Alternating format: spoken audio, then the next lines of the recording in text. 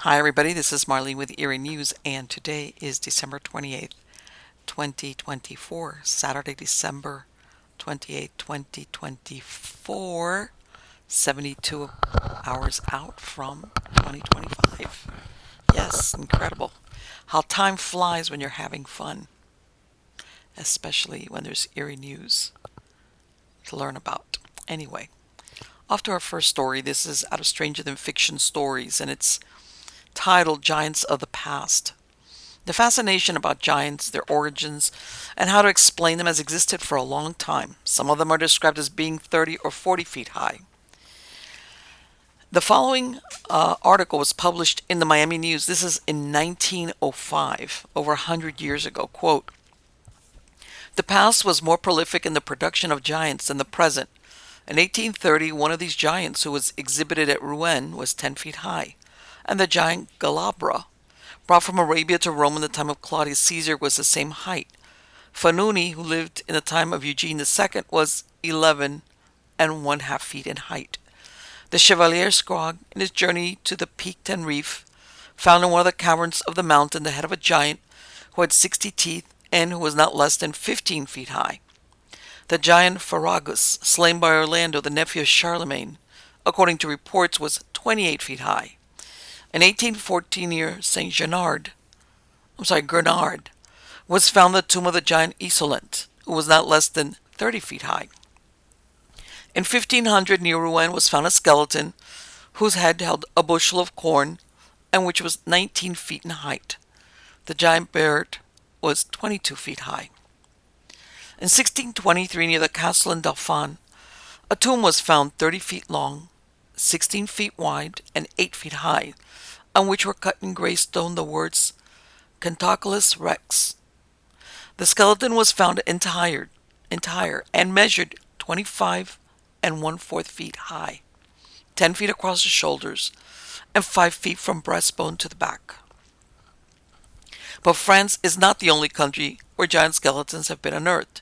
Near Palermo, Sicily, in 1516 was the skeleton of a giant 30 feet high, and in 1559 another 44 feet high. Near Magrino, on the same island, in 1816 was found the skeleton of a giant of 30 feet whose head was the size of a hogshead and each tooth weighed 5 ounces. Were these really giants, or just very tall men in comparison to other men of the same time period? For example, the Grevetian men or mammoth hunters that date back to the Upper Paleolithic, which is 50,000 to 10,000 years ago, were on the average between 5'10" and 6 feet 2 inches in height, which was very tall for the time. In contrast, ancient Maya, who lived thousands of years later, were 5 feet 2 inches tall on average, and the women were about 4 feet tall. Present day, males who live in the area of Bosnia and Herzegovina are the tallest in the world, which is believed to be a legacy of the Grevetians, who hunted big game and had a surplus of high-quality proteins from the meat they ate, along with a low population density, which created exceptionally tall males.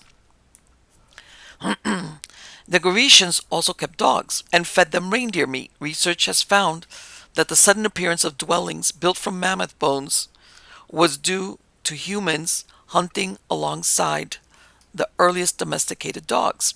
And now you ask yourself, from what I understand, the Grevetians, they were eating so much mammoth meat that they were giving the reindeer meat, in other words, the lesser meat, to their dogs, which helped them hunt. And apparently there weren't that many people, so they were eating a lot of meat, and they were well fed all the time because there was a low population. And it's interesting because we're talking here thousands of years, and how thousands of years the genetics. In other words, this diet that they had must have been there for a long, long time, for so many generations later. Now in that area of the world, they have the tallest men. But then, you look at some of these stories, and some of these giants, you could say, well, 10 feet, 11 feet, maybe this is a person with some type of thyroid dysfunction. But when you're talking 20 and 30 feet, I don't know. And then, you know, Was it accurate or was it just a story? But it's interesting to think that once upon a time maybe there was something like that walking around on planet Earth. Well, our next story, all right, is also out of Stranger Than Fiction stories, and it's titled Haunting on the Set of The Exorcist. When do disturbing coincidences fail to explain a pattern that bring only one word to mind? A curse. What if you're working on the set of what turns out to be one of the most chilling movies produced, which had the devil as the main villain?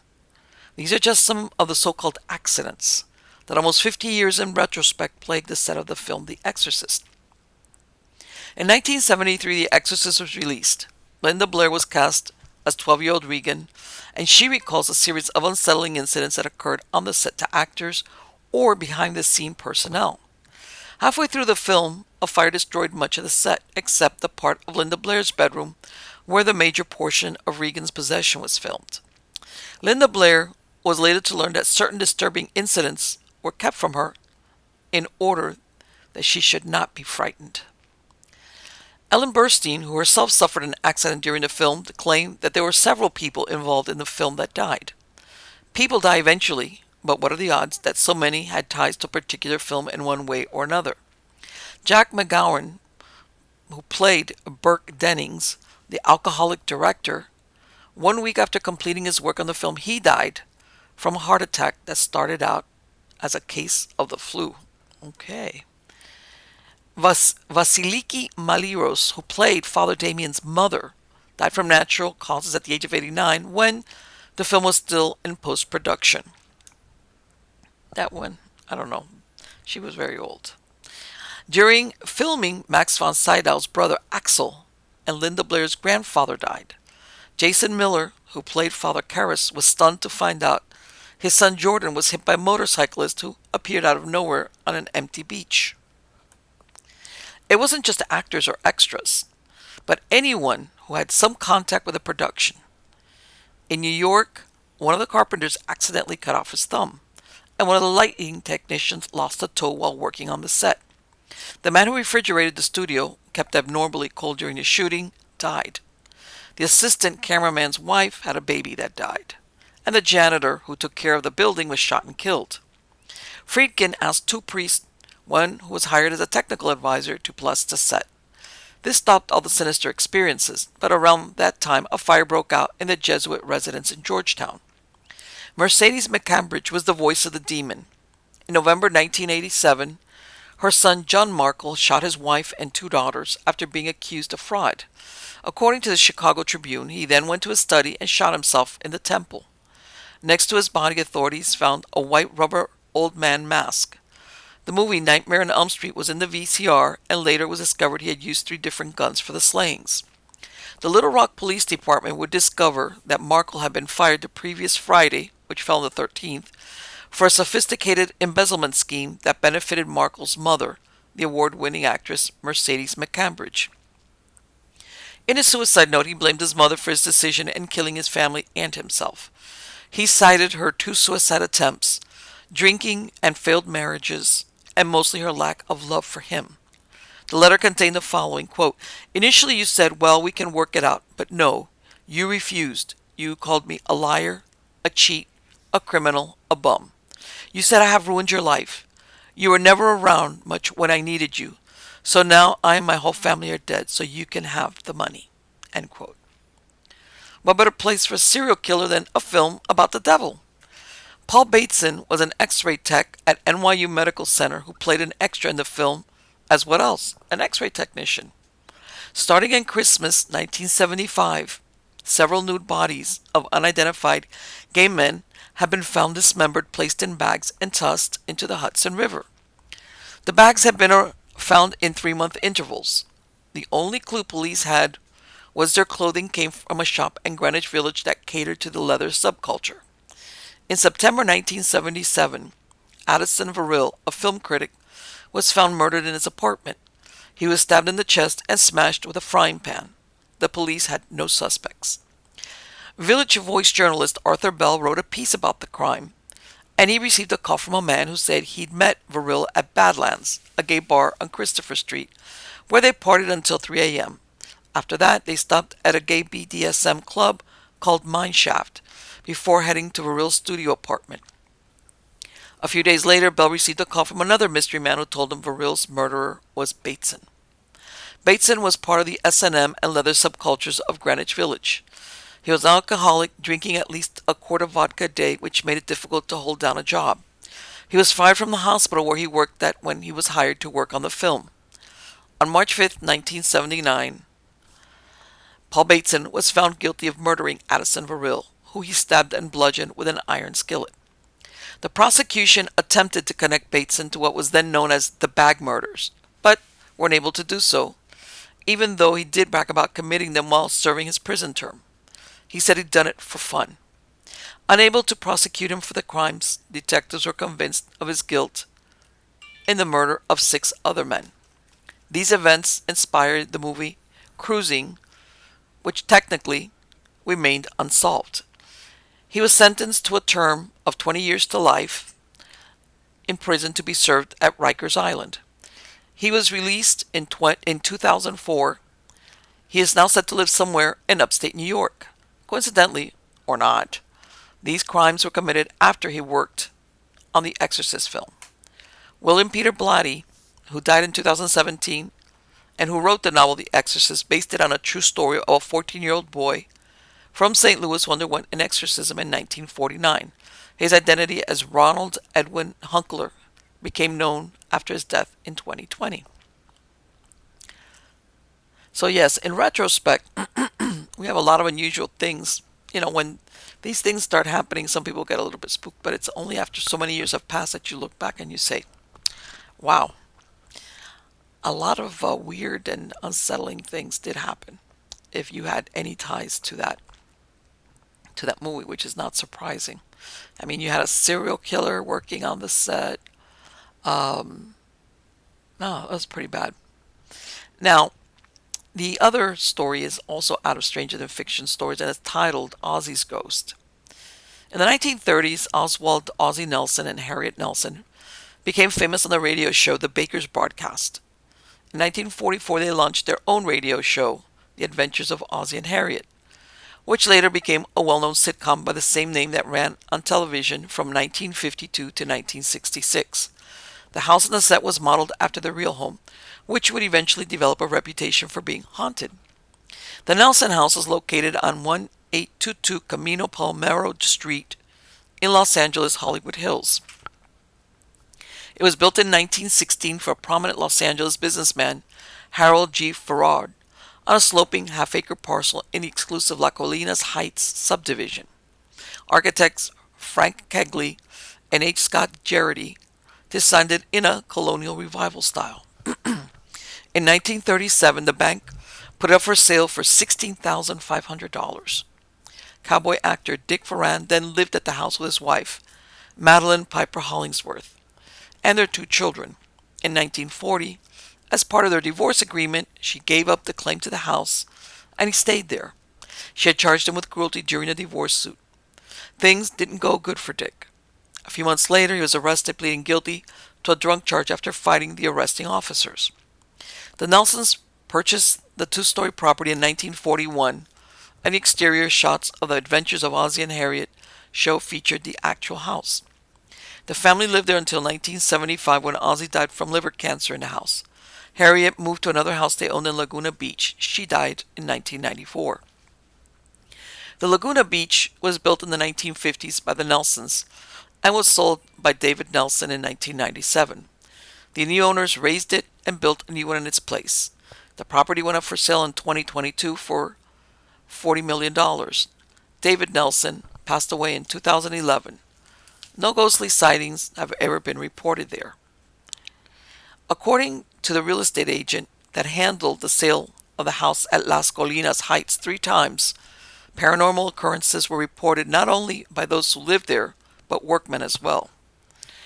The apparition of Ozzie was seen walking throughout the house. He's been seen eating ice cream in the kitchen, which was something he liked to do when living. The occupants would wake in the early morning to find the drawer containing the ice cream scooper pulled ajar. He also visits the pub room where he had a model train set that would run on its own. Renovations throughout the years changed the layout of the house as it was during the time the Nelsons lived there. However, the exterior is much the same as when it was built over 100 years ago.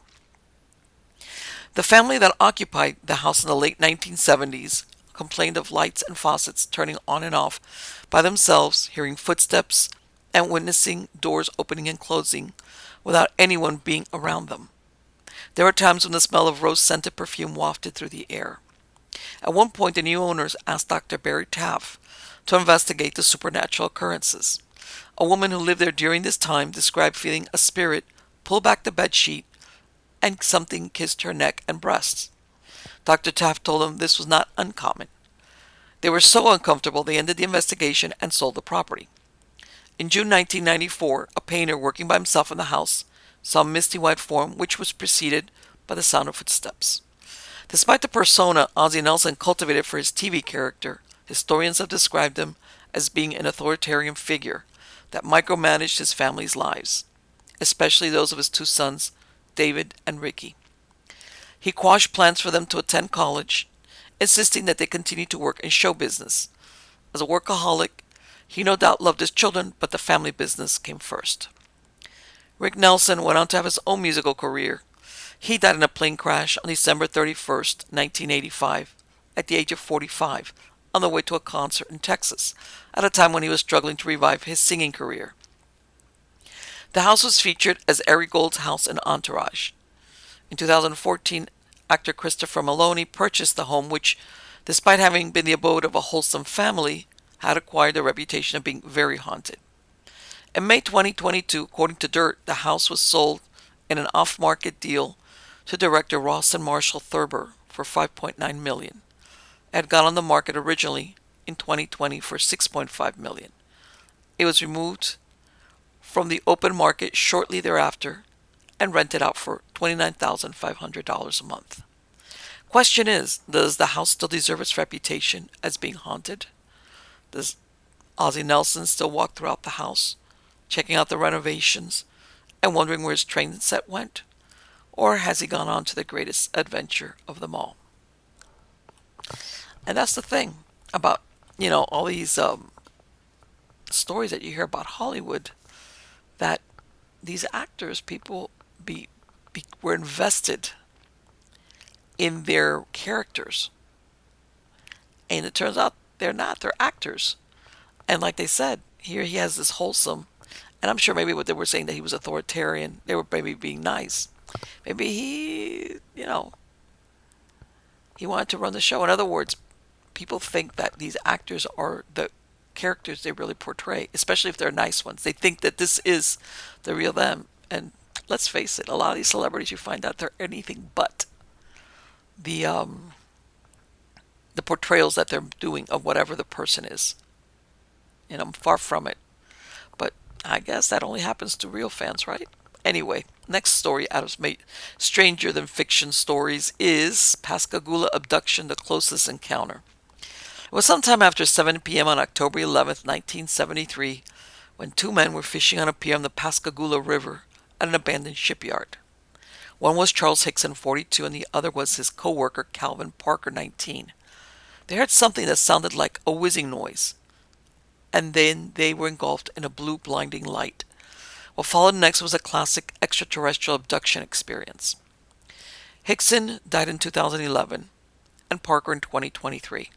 However, he did write a book about his experiences in 2018. Hickson went on to appear in talk shows and self-published a book in 1983 titled UFO Contact at Pascagoula. He claimed that in 1974 he had other close encounters with aliens that imparted to him that they were peaceful. In his book, Parker described where three legless figures approached them as if they were floating. The bulky figures had grayish, wrinkled skin and lobster-like claws for hands. The creatures immobilized them and then levitated them into a waiting spacecraft that was large, oval-shaped, and about 8 feet tall. He said, quote, "There was an examination room, what I call it, and the old big ugly creature that brought me in, he took me and laid me on the examination table and he just backed up out of the way. I couldn't move or anything. All I could do was look. A device about the size of a deck of cards then came down from the ceiling. It hovered about a foot in front of my eyes, and then it went to the right side of my head and then clicked. Went behind my head and it clicked. Went to the left side of my head and clicked, then straight to the front, and then it shot back into the ceiling. A more feminine creature who had regular fingers came over and pinched me on the side of the cheek, and then she took her finger and ran it down my throat and got it behind that thing that hangs down back there and tried to come up in my nasal cavity. And that is when it started hurting and I started choking and I got scared. And she just kind of telepathically told me, "Don't be afraid, we aren't going to hurt you." End quote. The men were released after about 15 or 20 minutes, and the creatures levitated them, with Hickson's feet dragging along the ground back to their original positions on the riverbank. The men contacted Keesler Air Force Base, who told them to contact the Jackson County Sheriff's Office. Captain Glenn Ryder told them to come to the station. Their story was so hard to believe. A tape recorder was secretly placed in the interrogation room, and both men were left alone. Parker was recorded saying, "I got to get home, get to bed, or get some nerve pills or something. See the doctor or something. I can't stand it. I'm about to go all to pieces." Contrary to his initial disbelief, Ryder said, "Something happened to them. You don't fake fear." He was scared. He was scared out of his mind. Both men passed lie detector and sobriety tests. The media descended on the town, and it became a circus. Hundreds of people in the area started looking for UFOs, their cars jamming the area. Within 6 months, everything died down. However, both men were shunned by the locals. Parker moved away from the area in pursuit of a normal life and returned to the coast around 2009. He never told his family about what happened to him, and they found out about it from outside sources. On June 22, 2019, a historical marker was unveiled at the site of the alleged abduction, funded by the Historical Society and with placement approved by the city. Skeptical investigator Joe Nichols speculated that Hickson may have fantasized the alien encounter during a hypnagogic waking dream state, and suggested that Parker's corroboration of the tale was likely due to suggestibility, because he initially told police he had passed out at the beginning of the incident and failed to regain consciousness until it was over. However, it turns out there was more than one abduction in that same area that day. Maria Blair said she saw the UFO land on the pier before Hickson and Parker were taken. She saw the weird gray men come out from the water on the opposite side from where she stood with her husband Jerry. This was all she remembered for 45 years until her husband made a deathbed confession about their abduction. Ufologist Dr. Irena Scott and Philip Mantle traced Maria after her daughter Tracy left a message on a Fox 10 News YouTube interview with Calvin in 2019. Maria and Jerry Blair were sitting in their vehicle overlooking the river when they saw a blue light in the sky, which lasted for over 30 minutes. Finally, they exited their vehicle and walked down the pier. Maria saw a gray man come out of the water. However, Jerry didn't, and they kept walking down the pier. She did not think anything of the sighting until the next day, when the news carried the story of the abduction of Parker and Hickson. It was then she realized their sightings had been from the other side of the river. Like Parker, Maria never told anyone about the encounter, except to her family. Jerry urged her to stay quiet, lest they be considered crazy. She kept her silence until Calvin Parker started to speak about his experience over 4 decades later. Dr. Scott found during her interview that Maria and Jerry coincided in their stories, except that Jerry was skeptical about UFOs. Maria, however, was emotional about what she saw exiting from the water. Jerry died in 2019. However, before he was placed on a ventilator, he confessed to Maria they had both been abducted. He explained his silence was due to fear they would be harassed and embarrassed. Maria called Scott and Mantle, and Jerry told them over the phone that he had seen what his wife had described. He also provided more details than his wife. He said the creatures were about 6 feet tall and gray. The beings only floated but never walked. 2 of them grabbed and controlled him. He said he saw them, but was repelled at the same time. The beings floated them into their ship. Jerry remembered both of them were forcibly examined, and that he noted one of them appeared to be a leader. Like Hickson and Parker, they were floated back to the riverbank. After this, the craft shot straight into the sky and out of sight. Maria Blair, who is now 72 years old, was hypnotized in order to jog her memory. She described looking for Jerry and as something had control of her. She saw something she had never seen before and felt she had been given some type of sedative but without a needle. The aliens had complete control of her mind. She felt they were interested in her eggs and her DNA. Nothing touched her and there was no pain. Maria said the aliens need a disguise. Quote, they need a disguise. They need your children to look like humans so they can roam the earth and look like us. End quote. Maria said the being said their ultimate mission was to help mankind. Surprisingly, Maria said she believed her husband had seen these creatures before and was protecting her from them. She added, he knew they were going to attack me. He knew that they were going to come get me. I don't know what he had with them, but he knew. This was a strange statement considering the aliens' message her they were here to help humans. The hypnotist, who had not been told about the UFO experience before him, asked Maria why she was chosen, and she answered they were performing a human-alien hybrid program. Ultimately, the questions that beg to be asked is not only whether extraterrestrials are abducting humans, but what are their true intentions toward us. Same thing. We come across this all the time when you read about these alien abductions. You get the one description which is they're here to help us, whatever, they have no bad intentions. And then you see with this one where she's under hypnosis and she's saying, my husband was trying to protect me from them because they were coming to get me. Doesn't sound very friendly. I don't know. Makes you wonder, friendly or not. What is it? All right. Next story is out of Ancient Origins, and it's titled Kinship and Ritual Sacrifice in Moche Society. Lady of Gao's Family Revealed. The intersection of kinship, political authority, and ritual practices of the Moche of Peru have been discovered through reconstructed familial relationships within an elite burial in northern Peru. The discovery, published in the Proceedings of the National Academy of Sciences, focuses on 6 individuals interred around 500 AD at Huacacao Viejo, a pyramid-like temple within the El Brujo archaeological complex in the Chicama Valley. The burial group includes a Señora de Cao, a famous high-status woman buried with lavish offerings, and a sacrificed juvenile.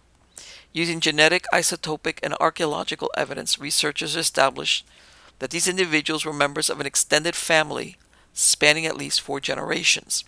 The findings also reveal a unique form of ritual sacrifice involving close relatives, a practice previously undocumented in Moche society. The Moche, who flourished between 300 and 950 AD, are renowned for their intricate art, social hierarchy, and ceremonial human sacrifices, often performed publicly as offerings to deities. However, the burial tells a different story. Unlike the public and violent sacrifices often depicted in Moche iconography, these sacrifices were private and familial. The juvenile, a boy and a girl, were strangled with plant fiber ropes and buried alongside their relatives. Genetic analysis showed that the sacrificed boy was likely the son of one of the adult males in the tomb, while the girl was the niece of the Señora de Gao.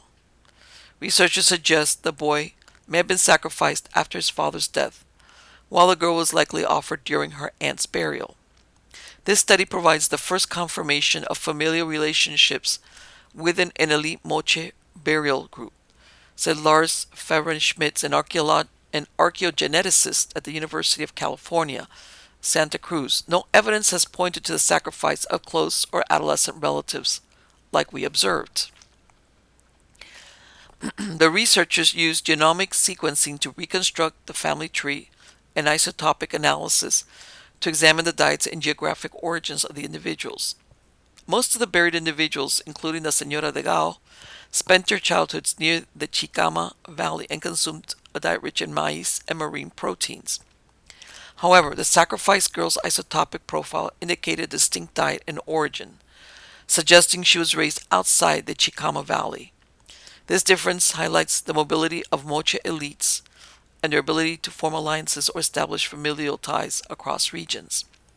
The intimate nature of these sacrifices underscores the central role of kinship in Moche society.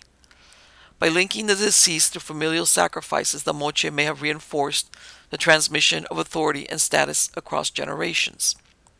The burial practices revealed in the study reflect a more dignified and private ritual killing, possibly reserved for individuals of high societal or spiritual status.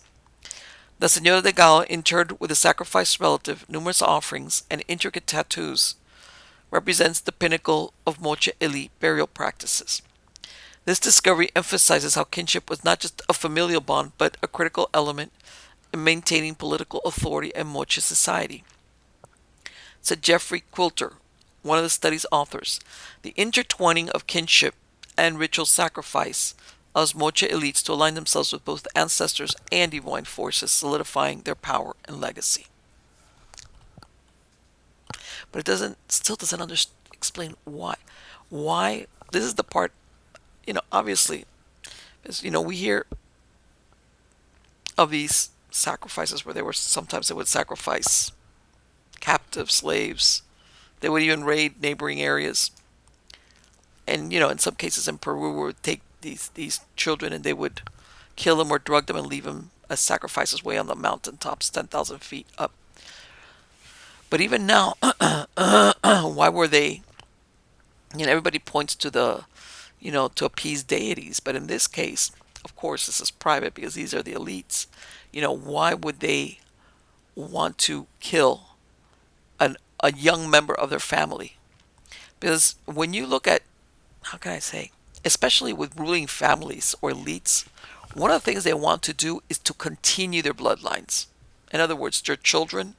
Remember, children can die easily in those times for a number of reasons. So, to keep their families, you always see across cultures, the emphasis has always been to produce children to continue the family bloodline. So I don't understand. Why would you sacrifice your own family member, your own bloodline, instead of wanting to keep or preserve your family line? I guess we'll never know.